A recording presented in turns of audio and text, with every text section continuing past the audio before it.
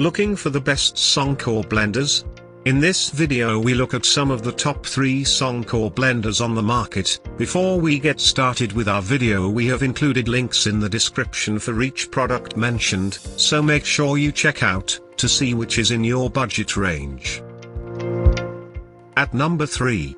Sencor Hand Blender. Pros: a versatile hand blender that works just as well for blending soups as it does for mixing salad dressing. The blender is lightweight, good-looking, and simple to clean. Compact but powerful. Equipped with a 150-watt motor. Changing the speed requires the touch of a single button that's easily located at the top end of the immersion blender. The end detaches and can be run through the dishwasher. Cons: not rechargeable. Must be plugged in to use. Bottom line: add personality to your kitchen with this immersion blender, available in a variety of colors. At number 2. Sencor Hand Blender. Pros: the end of the immersion blender can be removed for easier cleaning. The durable unit features stainless steel blades. Comfortable to hold. Blends quickly and doesn't cause ingredients to splash or splatter. A button near the top of the device lets users control the speed of the unit. Cons: pretty noisy.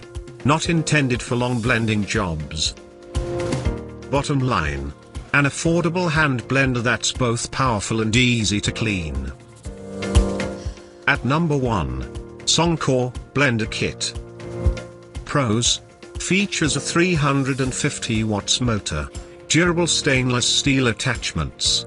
Comes packaged with a blending attachment, whisk, and containers. 10 speeds allow for control over the blending process.